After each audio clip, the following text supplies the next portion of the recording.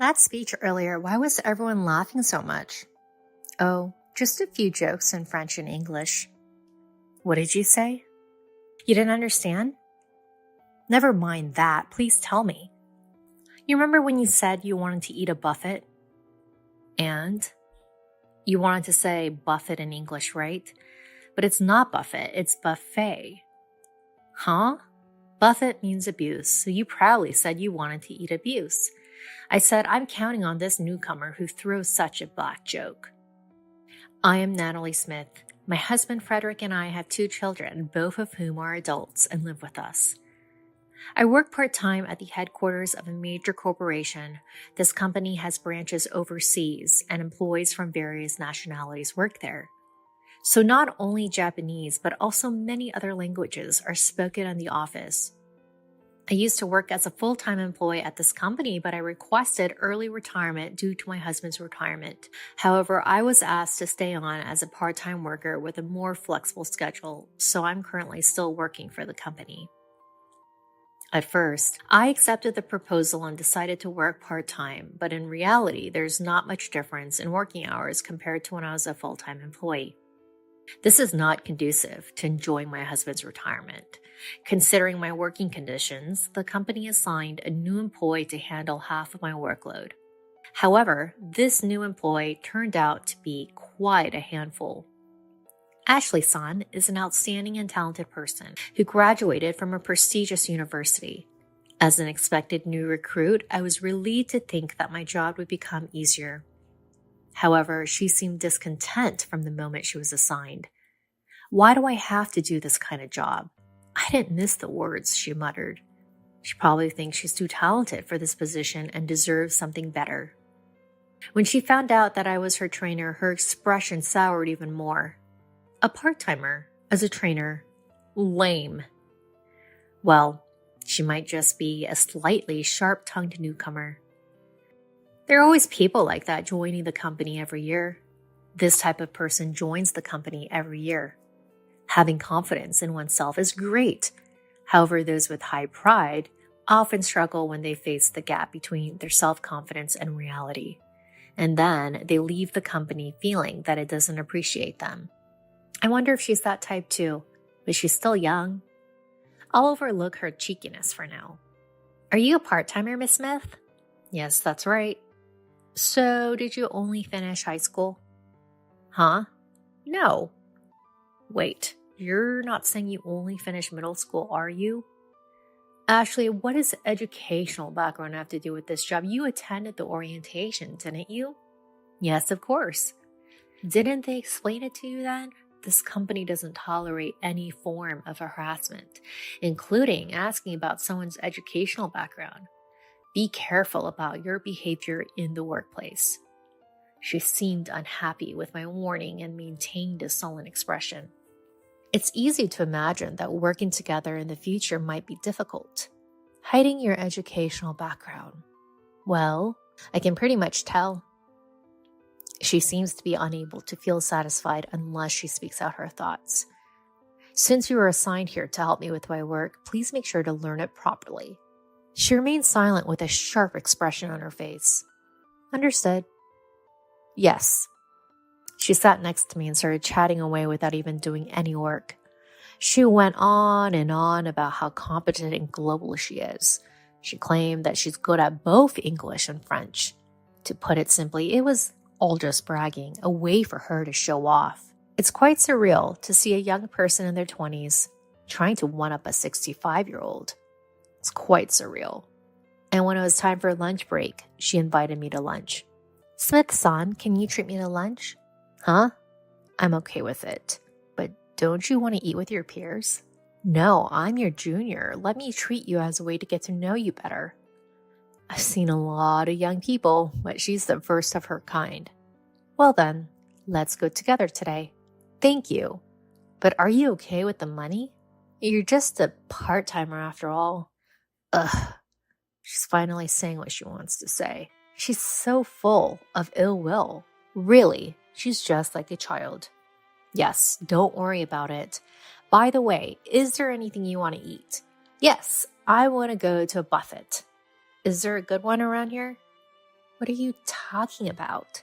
Her statement made the entire office freeze.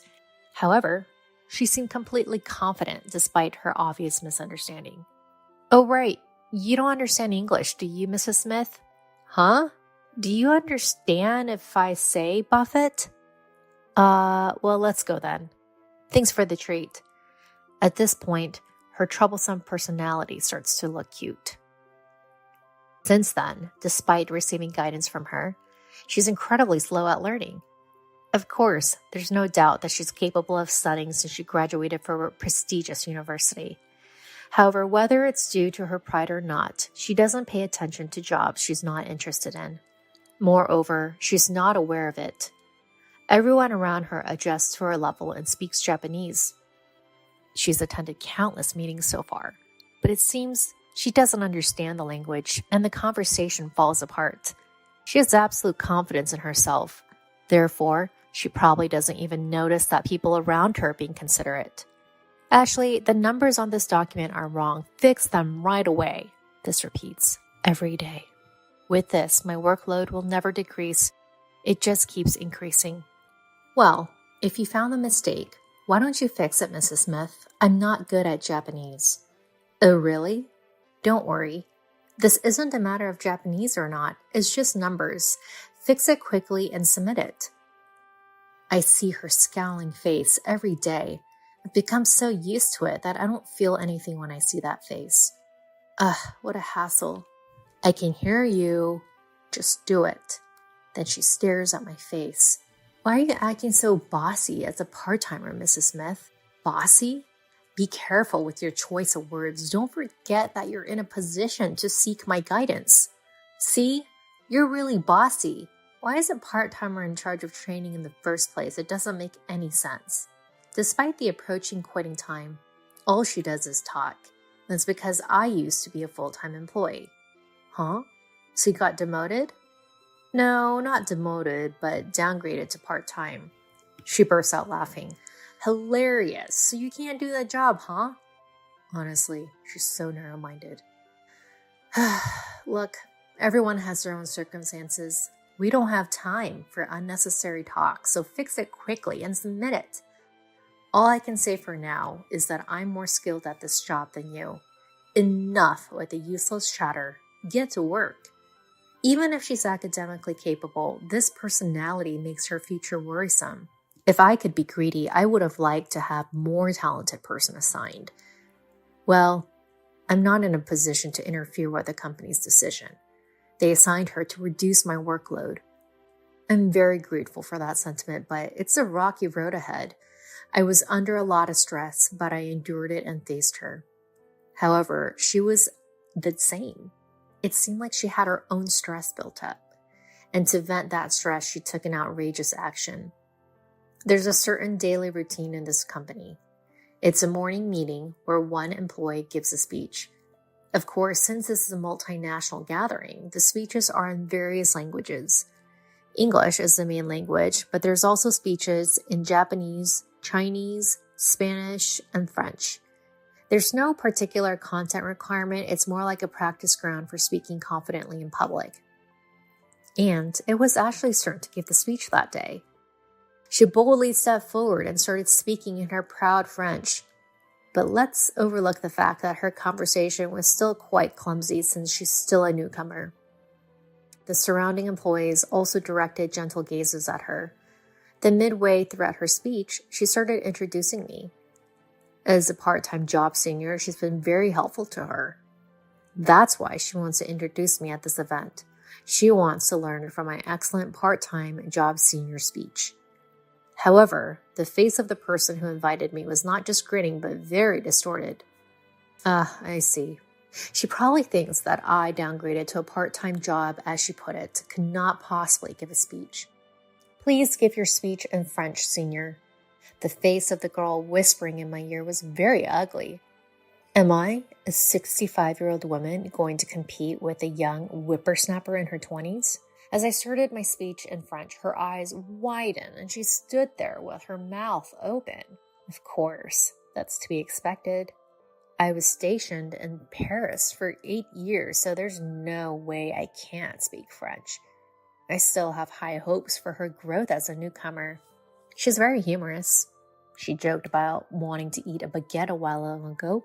She gave me the opportunity to correct her in my mind, saying, "It's buffet, not baguette." I'm happy to be the mentor of such an interesting girl. Please take care of the two of us from now on.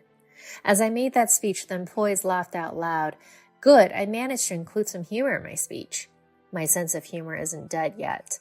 However, while everyone was laughing, Ashley was still standing there, dumbfounded. Maybe it didn't get through to her? After the morning meeting ended and we sat down, she asked me, "What did you say earlier?" "Huh? Your speech earlier. Why did everyone laugh so much?" "Oh, I just included a few jokes in French and English." "What did you say? You didn't understand?" "Just tell me, please." "You said you wanted to eat a baguette before, right? So what? You meant to say buffet in English, right? Then it's not baguette, it's buffet, huh?" Baguette means abuse. So you probably said you wanted to eat abuse. I said I'm looking forward to working with a promising newcomer who can make such a dark joke. Then she turned red and teary-eyed. "You were the one who said you wanted to give me a speech. Why are you making that face?" Because. Because? This is a company. Watch your tone. I don't think someone downgraded to part-time could speak fluent French. Oh, were you trying to make me look foolish? Well, that was expected. You know, there's no such thing as everyone following the same path in life. I have my own journey that I've walked. You're not my family, so you wouldn't know what kind of path I've taken, right? You don't know that I was stationed in Paris or San Francisco. Stop judging people based on what's in front of you right now. You'll end up being embarrassed. She doesn't say anything looking down. If you were able to join this company, it means you've worked hard setting up until now, right? Be careful not to waste your efforts with your actions. Are you trying to one-up to me? It's annoying. You think you know everything, that you're so knowledgeable. Annoying. I think your strong competitive spirit is one of your good points. You know, the moment you think you know everything, you're actually ignorant. There are so many things to learn in the world. Even at 65 years old, there's an infinite amount of learning to do. Every day is a day of study. You should also look to new things and grow without being complacent with your current self. She doesn't say anything back. And since then, she never opposed me again. When her mistakes are pointed out, she still shows a sulky expression, but she honestly fixes them and resubmits. 2 years later, she's able to handle all her work smoothly. Now there's no problem if I leave the company. And so I reached the day of my retirement, leaving the company where I've worked for over 40 years. There's a deep sense of emotion, but from now on, I'll enjoy my remaining years with my husband. I want to go to various countries, see different things, and gain experiences. My future is still bright. On my last day at work, after the scheduled time, the people in the department presented me with a bouquet. I gratefully accepted them, and as I was leaving the department, Ashley called out to me. "Senpai, here." She's holding a long box with a ribbon. "Oh, for me? Thank you. Can I open it now?" I unwrapped the paper, opened the box, and inside is a stylish wristwatch. "Wow, it's lovely. Thank you. Thank you for everything. And I'm sorry for all the impertinent things I said." "Aw, no. You were a cute, cheeky junior. When you first started working under me, I honestly thought you wouldn't last long, but you stuck with me. You proved me wrong in a good way. Thank you. Does this watch have any special meaning?" "Well, you'll be traveling to various countries with your husband, right? I thought it'd be nice if you could mark the time together with this watch." "Oh, wow. How thoughtful of you." "I'm so delighted. Oh, I'm going to have to start using this tomorrow." "Natalie, are you free after this?" "I'm sorry, I have family plans tonight." "I see. My apologies. Is there something you needed?" "No, it's just that I wanted to treat you to a buffet as a retirement celebration sometime. Ah, that sounds nice. I'm going to look forward to it. I left the company with a peaceful feeling. When I got home, my husband, children, and grandchildren had prepared a retirement party for me. My husband's special roast beef and a cake made by my grandchildren under my daughter's guidance were arranged. My life is filled with happiness. I want to continue to cherish learning in everyone I interact with, including my family. You can't possibly go on an overseas trip since your family is poor, right? A classmate butts in on my daughter's composition. The classroom gets noisy. I hear voices from the parents saying, "There's no way they can go abroad, lol," and "Don't let your child write lies." My daughter looks down, frustrated. Then she shouts with determination, "My dad earns 1.5 million yen a year, so we can go abroad too." Laughter erupts in the classroom. "You can't go abroad with such a low income of 1.5 million yen. The bossy mom snorts with a mocking laugh. I was about to open my mouth when an elderly person from the parents' seats revealed the truth about our family. My name is Diana Williams, and I have a family of 3 with my husband David, who is a year older than me, and our 7-year-old daughter Fiona. David runs a factory and works hard from morning till night. He can't participate much in childcare, but when he has some time, he cherishes the moments with Fiona, and I think he's a doting father. Fiona is very attached to David, and even if they can't see each other much, she happily says, "My dad working hard is cool." I also help with my husband's factory while raising our child, and I feel that we're working together as a couple to manage work and childcare. I'm not particular about my appearance, I barely wear makeup, and my clothes are plain. It seems that Betty, a classmate's parent whose husband works for a famous local company, doesn't like me very much. When the mom friend group, centered around Betty, sees me, they whisper something while looking my way and laugh mockingly. At a recent PTA gathering in front of other parents, Betty belittled me in a mocking tone, saying things like, "Miss Williams, are you wearing that outfit again? You always wear the same clothes, don't you? Can't afford to buy new ones?" And, "Your husband always looks busy in his dirty work clothes, but his salary is low, huh? It's sad to work so hard and still be so poor." Hearing Betty's conversation, the other parents also start to giggle. "Hey Betty, it's tasteless to talk about other people's family matters in front of everyone like that." One of the parents raised their voice. The one who argued back against Betty was Kylie Price, my only mom friend and supporter. She glared at Kylie but turned away without saying anything. Kylie is a single mother raising her child in her family home and is respected by others for a certain reason. That's why she can't say anything to Kylie. The surroundings quieted down and the meeting ended peacefully. "Kylie, I'm sorry, thank you." "Don't apologize. The one who's wrong is her for speaking ill of you in front of others." Kylie smiles at my apology. It's no exaggeration to say that I can ignore their hurtful words because I have Kylie. I lived my days without caring about what they said. One day, while cleaning Fiona's room, I found a crumpled paper in the trash. The paper read, "Notice of classroom observation." I was surprised and immediately asked Fiona, "Fiona, I found this in your room's trash. Why didn't you give it to me?" "Because, Mom, you get talked about badly by the other moms, right? I don't want you to feel bad." Tears welled up in Fiona's eyes as she answered. I'd been brushing off their hurtful words, but Fiona was pained to see me like that. I hugged Fiona and said, "Don't worry, Mom will definitely go to the class observation. It's a presentation about our parents' jobs, right? I'm looking forward to it." Fiona smiled and nodded. That night, I told my husband about being ridiculed by Mrs. Betty's mom's group and how Fiona had seen it and thrown away the class observation notice. "It's terrible to judge people by their appearance. I can't believe we're called poor for earning 1.5 million yen a year," David said angrily.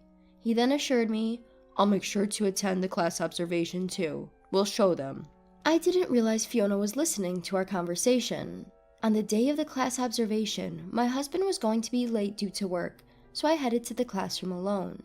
When I entered, the parents who had arrived earlier started whispering. "Who's that? Wait, is that Mrs. Williams? No way. Is that really Mrs. Williams? She looks so different." The parents commented on my appearance. I was wearing fancy clothes and had put on makeup. It was a surprising change from my usual plain appearance. Although most comments were positive, Mrs. Betty and her friends started insulting me all at once. "Look at her, the poor woman is trying too hard, haha. Who dresses up like that just for a class observation? She must be stupid. Maybe she's just trying to show she's not poor, but it's so desperate, it's pathetic." Though they insulted me loudly enough for me to hear, I ignored them with my head held high. This annoyed Mrs. Betty and her friends, who continued to talk behind my back. They continued to whisper behind my back for a while, but once the bell for the start of the class rang, they finally quieted down. The lesson went smoothly, and finally, it was my daughter's turn to present. Fiona spoke with a big, slightly shy voice. "My mom and dad work in a factory. Sometimes my dad works overseas, so they take me along as a vacation." That's impossible. The Price family is poor. They can't afford to travel abroad. A classmate interrupted. The whispers began among the students and spread to the parents. That must be a lie, right? It's not good to lie in an essay. As the whispers grew, the parents looked at me with suspicion. Traveling abroad is obviously impossible. What kind of education are they giving her, making her write lies? The parents talk while casting doubtful glances at me. The teacher tried to calm the situation, but was too flustered to help.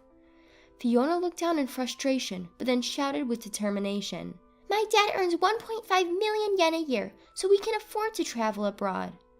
I was surprised Fiona knew our income. At the same time, the parents burst into laughter upon hearing her words. 1.5 yen is a super low income. It's barely enough to survive, let alone travel abroad.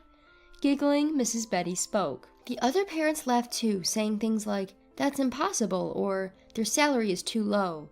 I couldn't take it anymore. Just as I was about to speak, a voice came from the row of the parents.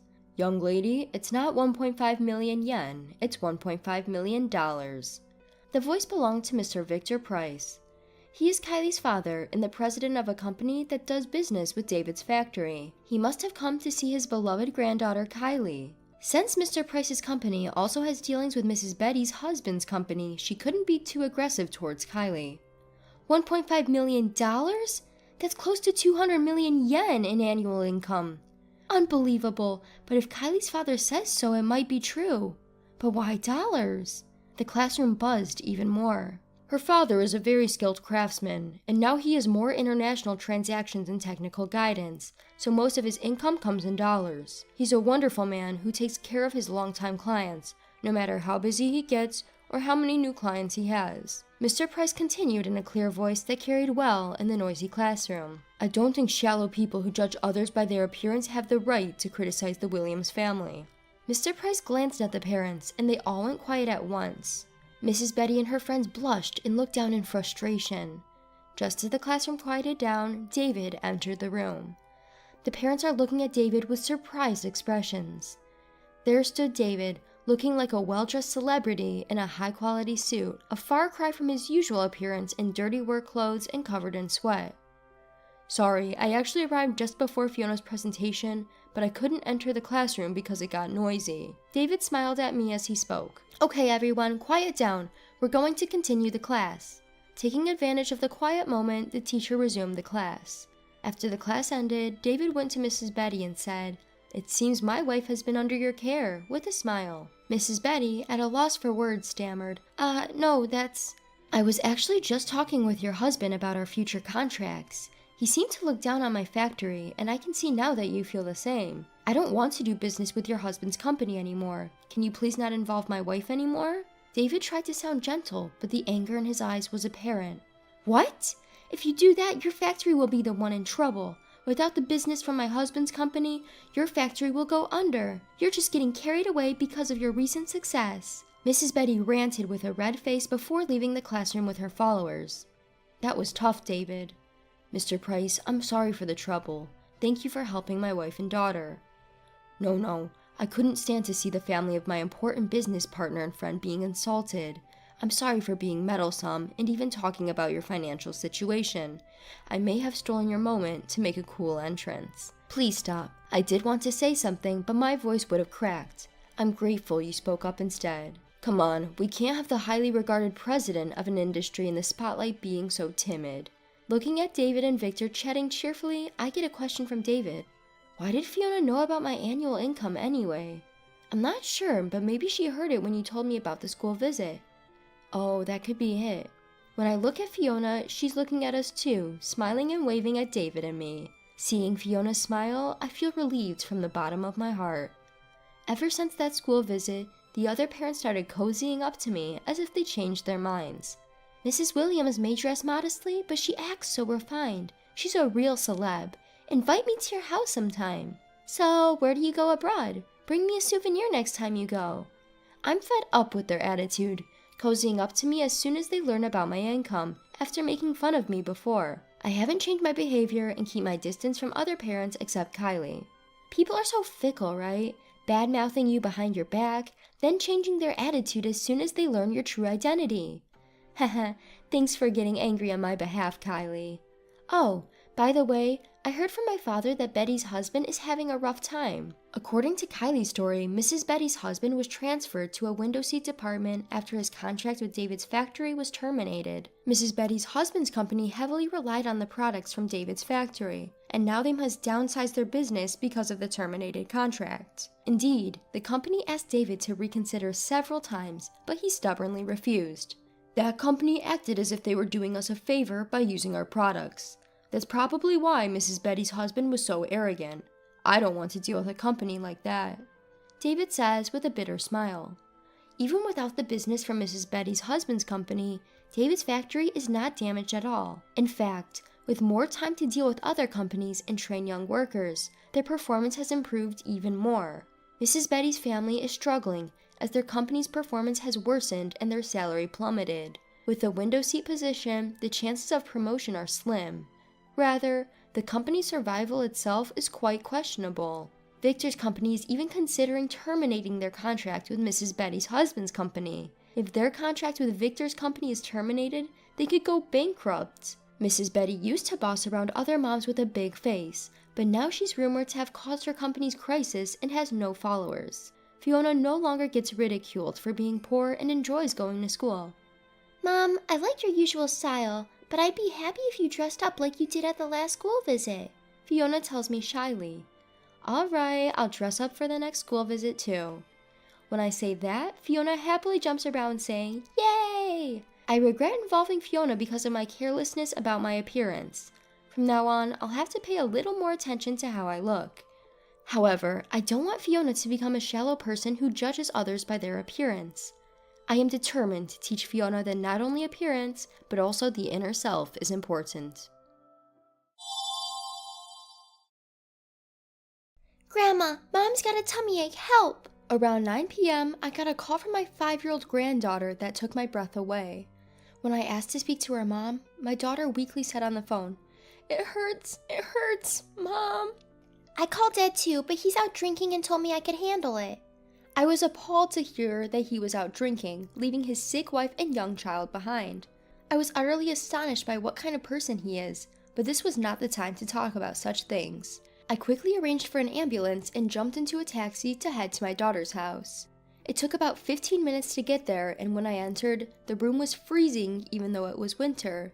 My daughter was curled up on the floor, seemingly in pain, while my granddaughter rubbed her back, crying. I hugged my daughter tightly and told her to hold on, but she lost consciousness after saying, Mom, this child... The ambulance isn't here yet? Hurry up and help my daughter! It took about 5 minutes for the ambulance to arrive, but it felt like an incredibly long time to me. That day, I ended up losing my precious daughter. My name is Tiffany, a 62-year-old housewife. My husband, who I supported as a housewife for many years, passed away 3 years ago, and now I live a lonely life by myself. However, my daughter Kelly lives about 15 minutes away by car and frequently visits with my granddaughter Elizabeth, which helps ease the loneliness. My 5-year-old granddaughter is an honest, kind, and adorable girl, much like my daughter when she was young. Kelly met her husband through work, and they got married. He seemed like a reliable and manly man, so I thought he was the perfect person to entrust my quiet daughter to. But looking back now, I should have scrutinized his character more carefully. Kelly became a full-time housewife at her husband's request after getting married and chose a life of supporting her husband. For about a year after their marriage, the couple seemed happy, but around the time Kelly got pregnant and gave birth to their daughter Elizabeth, her husband's attitude changed. He became a so-called tyrant, showing off and leaving everything to his wife, which is unusual behavior for young people these days. One day, Kelly came to visit and confided in me with a sad expression. "Mom, I might not be able to come as often as before." "What happened? Is something wrong?" Apparently, the amount of living expenses her husband gave her kept decreasing, and now he only gave her $400 a month.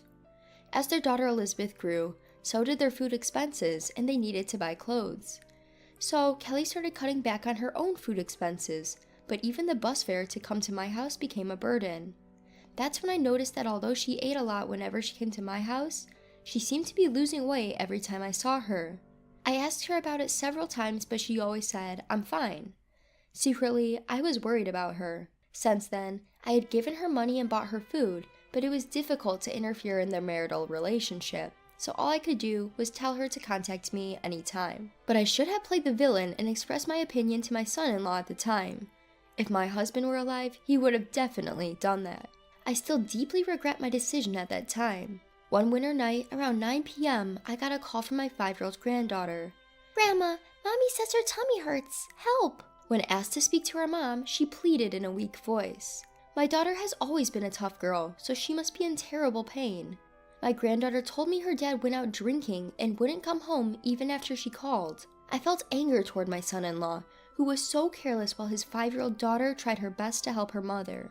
But now is not the time for that. "I'll be there right away, okay? Everything will be fine." I arranged for an ambulance and took a taxi, arriving at my daughter's house in about 15 minutes. The ambulance hadn't arrived yet, and I hurriedly went inside, finding the house cold with no heating even though it was the middle of winter. My daughter was lying on the floor in pain, and my granddaughter was crying in her pajamas, calling out, "Mommy, Mommy!" She was just a 5-year-old and couldn't even turn on the heater. I took off my coat and covered my granddaughter with it. "Grandma, help Mommy!" I picked up my daughter and said, "Pull yourself together." But she said, "Mom, please take care of this child," and then lost consciousness. It was obvious even to an amateur that she was in a life-threatening situation. The ambulance arrived about 5 minutes later, but it felt like an unbearably long time to me. Eventually, my daughter was taken to the hospital, still unconscious. I tried calling my son-in-law many times during this time, but I couldn't reach him. What on earth is he doing at a time like this? Thanks to the skillful treatment by the doctors at the hospital, my daughter Kelly regained consciousness temporarily. "Kelly, do you understand? Elizabeth and I are here." "Mommy, Mommy!" "Mom, please save Elizabeth. Keep her away from Corey. Check the diary." "What? What are you saying?" I couldn't understand clearly, and I waited for her to speak again, but she lost consciousness once more and never woke up again. The doctor said that she had damaged her internal organs when she fell down the stairs and might have been saved if treatment had been faster. An overwhelming sadness struck me as I stood before my daughter, who would never smile at me again. Moreover, her last words were, "Save Elizabeth, keep her away from Corey, check the diary, were bothering me." "Grandma, Mommy won't wake up. Mommy!" I could only hold Elizabeth, who refused to leave her cold mother's side. After calming down, I gently listened to Elizabeth's story. It seems Kelly had taught Elizabeth how to make emergency calls to her dad, grandma, and her close friends using speed dial. I praised my grandchild who was able to make the call properly, saying, "You did great, you were amazing." But Elizabeth just cried, shaking her head. And then, I gradually learned shocking facts from Elizabeth's story. I was stunned by the contents. What should I do now? But I can't just grieve for Kelly and Elizabeth. The next morning, my son-in-law finally contacted my daughter's phone. "Kelly, is your stomachache better?" "My daughter has passed away." "What? My daughter? Is this Tiffany? Are you saying that Elizabeth passed away?" My son-in-law was confused, thinking that his daughter had passed away. "It's not Elizabeth, it's my daughter Kelly who has passed away." When I told my son-in-law, he seemed surprised for a moment and muttered, "I'm glad it wasn't Elizabeth." His words made it sound like he didn't care about his wife from the start, and I trembled with anger. I'll never forgive him. I waited for a little when he wasn't home and used my daughter's key to enter the house.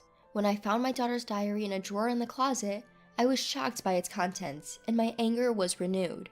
3 days later, the son-in-law greeted the attendees at the funeral with a poker face, pretending to cry. "I'm sorry, Kelly. It's because I wasn't here due to work. He had been out drinking, but he lied about it being work. The attendees sympathized with him for suddenly losing his wife while still having a young child. Meanwhile, Elizabeth refused to go near her father and stayed close to me. Tears welled up in her eyes, and she clenched her fists. Even though she was only 5, she seemed to understand that she would never see her mother again. When a mourner asked about Elizabeth not being with her father, he approached us, but Elizabeth immediately stiffened and clung to me. "Elizabeth, come to Daddy." No, Daddy is scary. As the son-in-law forcefully pulled Elizabeth's arm, I pulled my granddaughter closer to me. If she doesn't want to go, you don't need to force her. "But Tiffany, I can't have you spoiling Elizabeth. I'm her father." Feeling the coldness in his eyes, I clenched my fists and firmly replied, "I will never let Elizabeth near you. Kelly told me just before she died to save Elizabeth and keep her away from you. I wonder why she said that." For a moment, he seemed taken aback and asked me with a probing look, "Kelly said that? Did she say anything else?" Perhaps he was worried about the truth being revealed, but I thought it was too soon to reveal it. I decided to expose his lies in front of many more people. At that moment, the funeral started and he reluctantly returned to his seat. Elizabeth never left my side and sat next to me. Looking around the funeral hall, many of Kelly's former coworkers attended to say goodbye. Everyone was truly saddened by her passing. Tears welled up again as I remembered my caring daughter. Why couldn't I help her sooner? I feel so pathetic. As I was filled with frustration, my granddaughter Elizabeth tightly held my hand. In the midst of sadness, the son-in-law stood up to speak as the chief mourner. "My wife fell down the stairs and suffered a severe blow to her abdomen. I can't believe this happened. We were a loving couple and never fought. Kelly, please come back." His face turned red, his voice shook, and tears streamed down his face as he delivered a convincing performance. Many attendees were moved to tears by his display. That's when it happened. Elizabeth, who had been quietly sitting next to me, suddenly stood up and pointed at her father.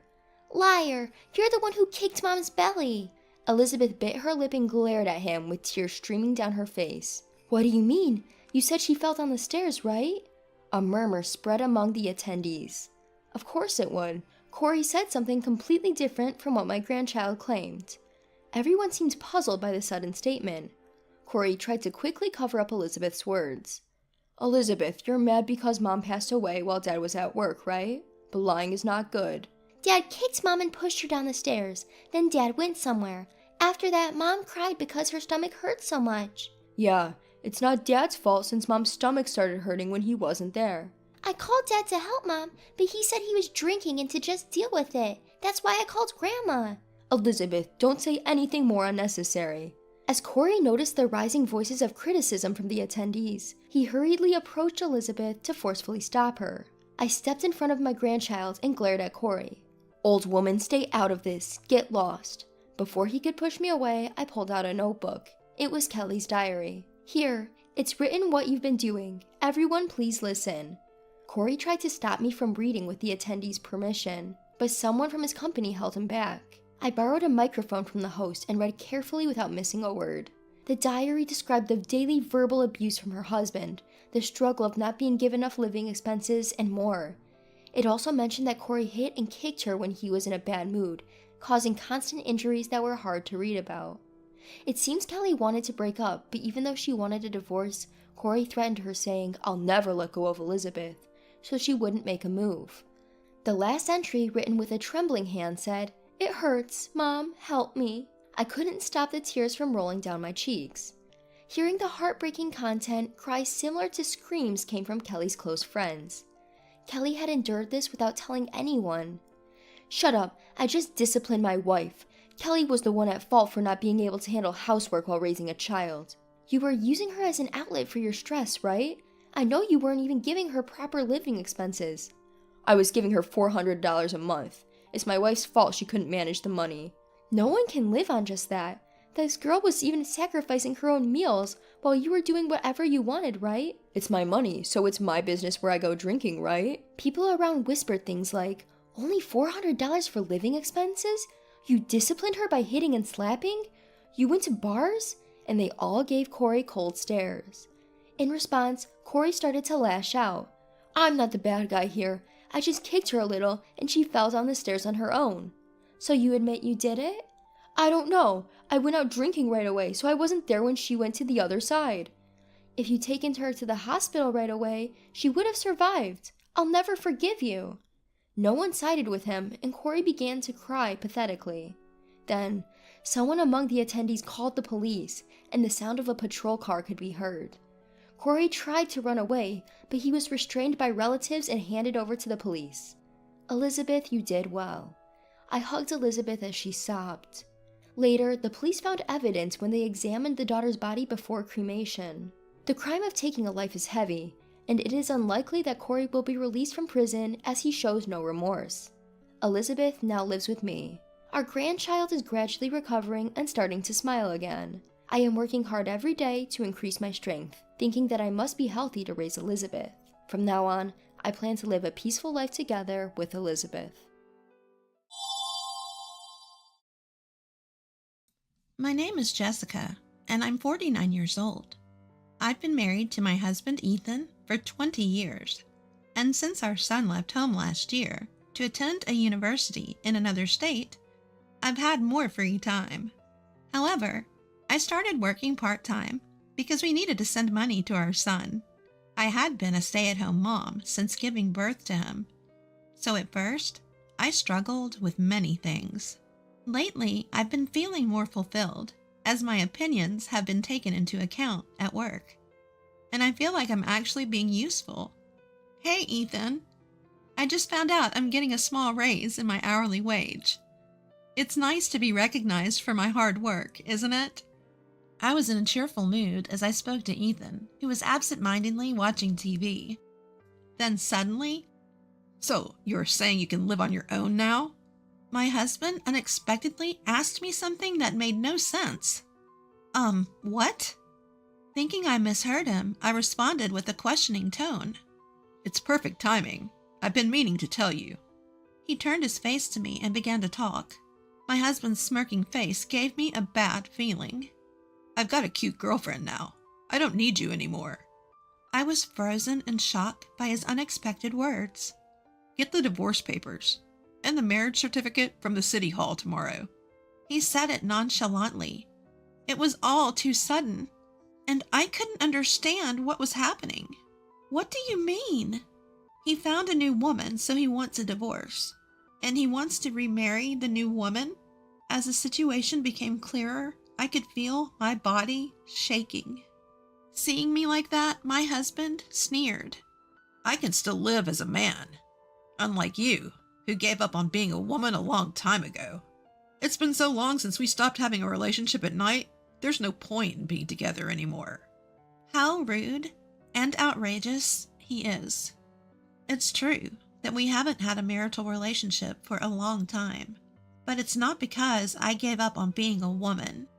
On the contrary, I don't want to feel attracted to a middle-aged man in his 50s with extra weight. Angry and somehow amused, I burst out laughing. "I'm tired, busy, it's a hassle. You were the one who kept avoiding me with those excuses. Now suddenly you want to live as a man? That's hilarious." Then my husband's face turned grim. "What's so funny? Don't mess with me, old lady." He showered me with harsh, vulgar words. Then, leaning back with his arms crossed, Ashley is so different. She's head over heels for me, calling me the best boyfriend ever. Look at you, excited about a tiny pay raise. How pathetic." Ethan started boasting about Ashley, his apparent affair partner, and looked down on me.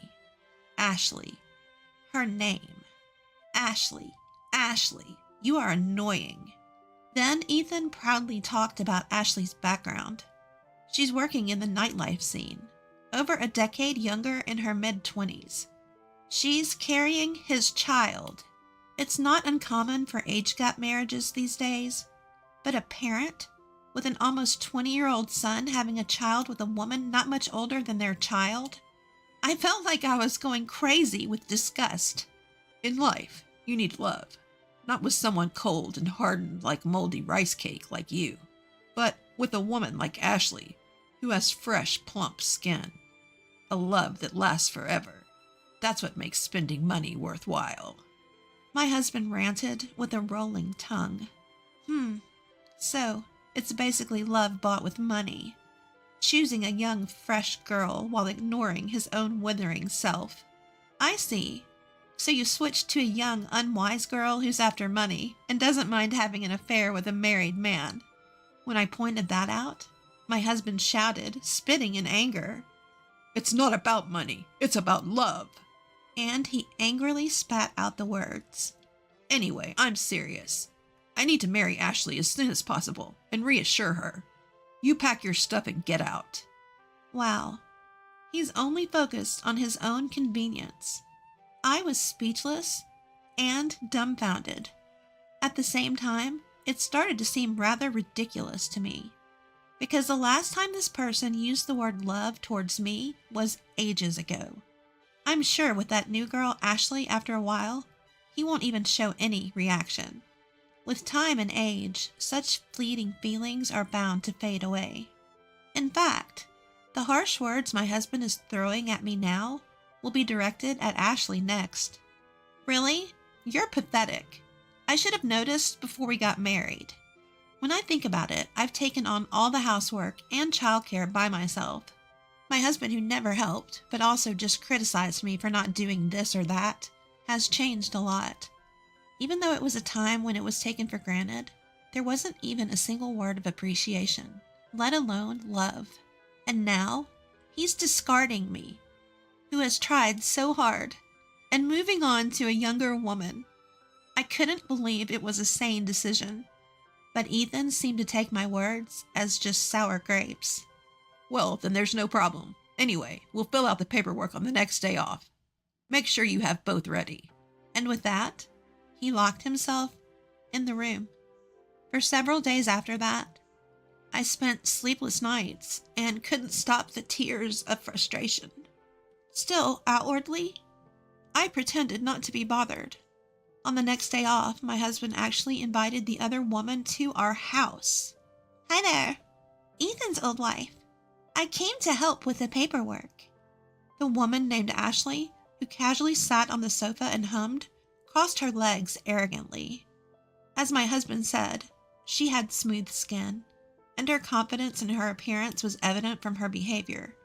Being a night worker, her flashy makeup and overly revealing clothes were designed with a dangerously low-cut neckline. Her tight skirt was so short that even I, as a woman, didn't know where to look. But I felt that she didn't really love my husband. If my intuition was correct, her goal was surely I, who had already prepared for divorce, faced her. I didn't intend to resist, but I felt something off about her behavior. Ashley, right?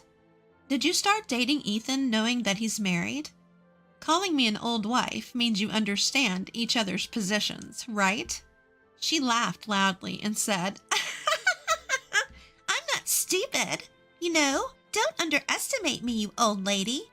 You're the one who's going to be dumped. I'm going to be Ethan's wife from now on. See, it's a simple story. She smirked and talked down to me in a lisping tone. Well, I'm glad you answered so smoothly. I managed to record it too. So that means you also know that I can claim compensation from you, right? I showed her the recorder I was using to record our conversation. She made a face and complained to my husband. Ethan, you said she wouldn't bother us, right? This isn't what we agreed on. She complained to my husband. My husband tried to calm her down, saying, Calm down. Don't worry. I've got it all planned. Right, Ashley? Don't be mad. Ethan, Ashley, their conversation was really sickening. As I made a disgusted face, my husband brought out some documents. Write the divorce papers with these conditions. They listed the conditions for the divorce, including alimony and pension division. You're giving $230,000 to this old lady? That'll take away from my share. Even without questioning, she openly revealed her thoughts. As she repeated, It'll take away. I was convinced. Her goal was my husband's inheritance from his father, which he was currently processing. Well, Ashley, this includes child support. My husband tried to comfort her, even though she didn't look happy. To him, her blatant behavior seemed cute. So, it's like a severance pay. Expensive, huh? I struggled to control my anger that had reached its peak. Anyway, I was sure of my intuition and said, if you're willing to put these conditions in a notarized document, I'm fine with it. Also, I'd like the payment in a lump sum. I added that. I kept my response minimal, and my husband, knowing that our conversation was being recorded, agreed to these terms. Are you satisfied now? While I was talking to my husband, that woman had been bored and urged us to finish the divorce papers. Old lady, make sure to leave by the end of the month, okay? I'm canceling my current place.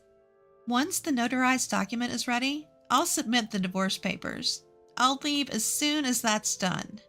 As I replied, she grumbled with dissatisfaction and reluctantly left. Eventually, the notarized document was finalized, and my husband and I divorced. Then, as if she had been waiting for it, that woman came to kick me out. Come on, hurry up and leave, and don't dawdle. She laughed and seemed to be enjoying herself. I just submitted our marriage registration. Now I'm Ethan's wife. This wonderful house is all mine. Reluctantly, I handed her the keys to the front door. Before leaving, I wanted to confirm something and asked, isn't Ethan the same age as your parents? If you call me an old lady, since he's older than me, he is an old man. Why did you choose him as your marriage partner? I asked. Her answer was exactly what I expected. Ethan is a division manager at a top-tier company. This house is a recently renovated property near the station. It's a stylish single-family home, and I'll change the furniture to suit my taste. She was daydreaming. Ethan will treat me like a princess. He's not handsome and is an old man, but he said he'd buy me anything I want. My future is secure with this. She smirked with satisfaction as if to mock me. I hope everything goes as you wish. With a sigh, I left the house I had lived in for many years. I moved to a dormitory at a certain university. I was hired as a live-in dormitory mother, which is quite rare these days. Actually, before that, I had been working part-time at a company cafeteria. When I explained my situation and my desire to start a new life alone in a distant place, my boss, who appreciated my work, helped me find this opportunity. I gratefully accepted the job at the dormitory, which had just become vacant due to an employee's retirement. I'm so glad I got my nutritionist certification. The rent and utilities are super cheap. Though I don't have much free time to go out, it's a comfortable and fun workplace. About 3 months into this new life, I received a phone call from my ex-husband. Mom is in bad shape. Can you help with her care? How could he say such a thing? We are strangers now. It's your young wife's responsibility to take care of her. When I pointed out the obvious, he said, Ashley is pregnant. Mom has dementia and throws things, so it's dangerous. He said, so it's okay for her to throw things at me. That's some twisted logic. But I flatly refused. Don't call me anymore. We have nothing to do with each other. I pushed him away with forceful words. Although she was my mother-in-law for 20 years, we never had a close relationship. Anyway, I had just started living independently, and I didn't have the time or resources to provide care elsewhere. But my ex-husband somehow found out where I was and came to see me with that woman. If you can't help, at least return the money we paid as consolation. What a ridiculous demand. I don't think I'm obligated to do that, do you? As I pushed him away coldly, that woman glared at me fiercely. You knew and tricked us. There's no inheritance, and we're drowning in debt. With a scream, she threw documents at me, scattering them all over the place. I didn't trick anyone. You just assumed Ethan had property on your own. I shrugged my shoulders on purpose. Yes, when I was handling my late father-in-law's inheritance, I found out that he had a large amount of debt. If that were the only issue, we could have just disclaimed the inheritance. However, Ethan had already canceled his father's mobile phone contract, and sold the household items and valuables for cash before the procedure. There's a law that says you can't disclaim an inheritance if you've touched the property before the procedure, and that's exactly what happened. As a result, the debt fell directly on Ethan and that woman. With a triumphant tone, I said, "Ethan just dumped all the inheritance paperwork on me without listening to a word I said. Ashley, you used that money to continue your relationship with him, right?" I blurted out. "What? You should have told me something so important." Ethan argued, but that's what I wanted to say, too. It's your fault for not listening when you should have. You two need to take responsibility together. What? I didn't know anything about it, and I never heard any of that. The woman looked pale and flustered. "So, you're just going to pretend you don't know and run away with the money?" The two of them pressed me hard, but I didn't care. "It's funny you say that. If you didn't cheat, you wouldn't have needed money for your mistress, and you could have given up your inheritance. You're definitely the one who caused this situation." "Ugh!" He groaned and backed away. "Ashley, you knew he was married, pursued him for his assets, had a child, and kicked me out. You wanted this position, didn't you?" I lectured the girl who was old enough to be my daughter. If I knew this would happen, I wouldn't want this old man at all. There was more for me to say. "Do you remember the notarized documents from our divorce?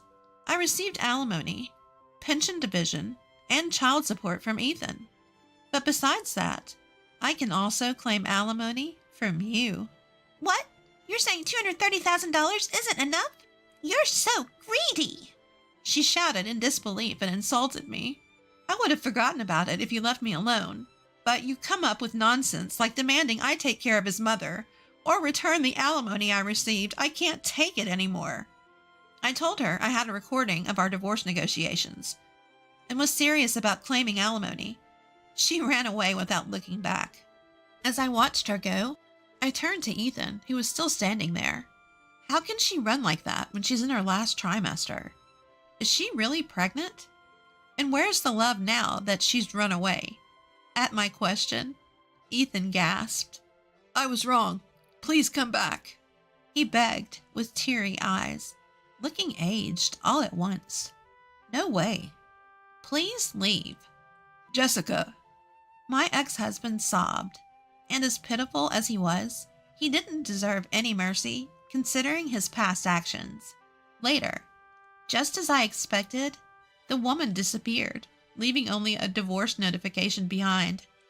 It seems her pregnancy was a lie, too. My ex-husband was left to handle his debt and care for his mother alone, and he withered away from stress and overwork. As for me, I found my calling as dorm mother for kids the same age as my son, and people have been telling me I look younger lately. From now on, I'll live honestly without arrogance or scheming. Everyone, please be careful when getting a divorce.